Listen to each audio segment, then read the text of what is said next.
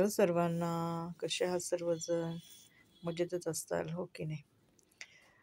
माणसाने ना आपल्या जीवनामध्ये काहीतरी देण्याची दानत ठेवली पाहिजे, हो की नाही? म्हणजे एखाद्याला आपण काहीतरी मदत केली पाहिजे. आल्या जीवनात माणसाने काहीतरी आपल्या आयुष्यामध्ये कमवलं पाहिजे. आणि blessing is important in life, म्हणजे आशीर्वाद फार महत्त्वाचे असतात.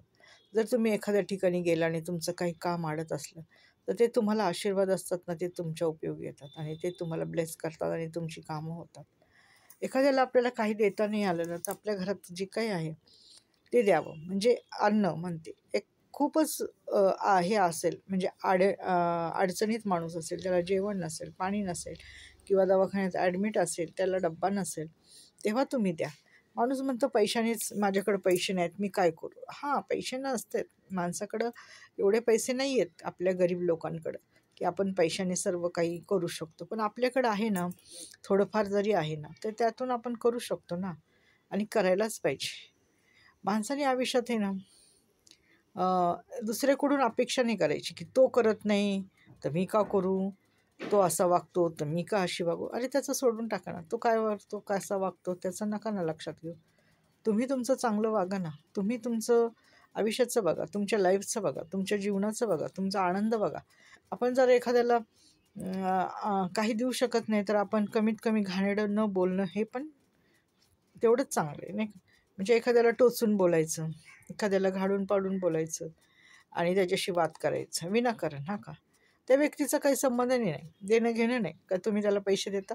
नाही. मग तुम्ही काय त्याला खायला प्यायला पुरवता? नाही. मग काय संबंध आहे तुमचा? का ती व्यक्ती तुमच्याकडे मागते का? नाही. मग का असं वागायचं? एखाद्याच्या चांगल्या कामात आडफाटे घालायचे की नाही, असंच नाही, तसंच नाही. अरे तुमची लायकी तुम्ही तुमच्या हाताने कमी करून घेता की बघा मी अशी आहे, मी तशी आहे. अरे तुम्ही चांगलं राहा, लोकं तुम्हाला चांगले बोलतील, माहिती आहे का?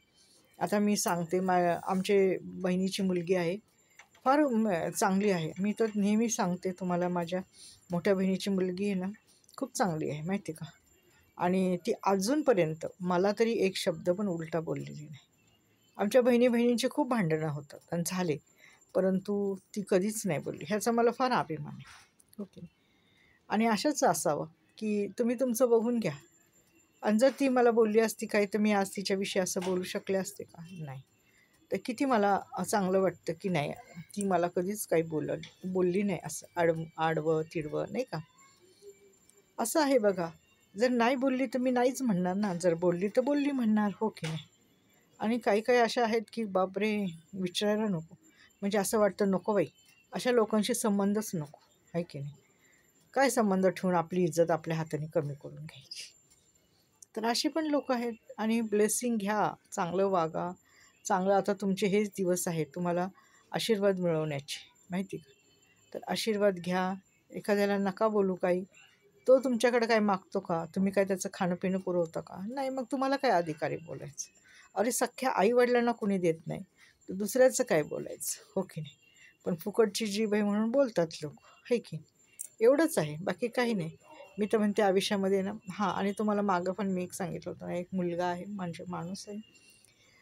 तर तो एक व्यक्ती आहे, ती पण अन्नदान करते आणि अन्नदान हे फार महत्त्वाचं आहे. गरिबांना करते. काही का होईना त्याच्या कमाईतलं ती थोडंफार अन्नदान करते आणि त्याचा मला फार अभिमान आहे.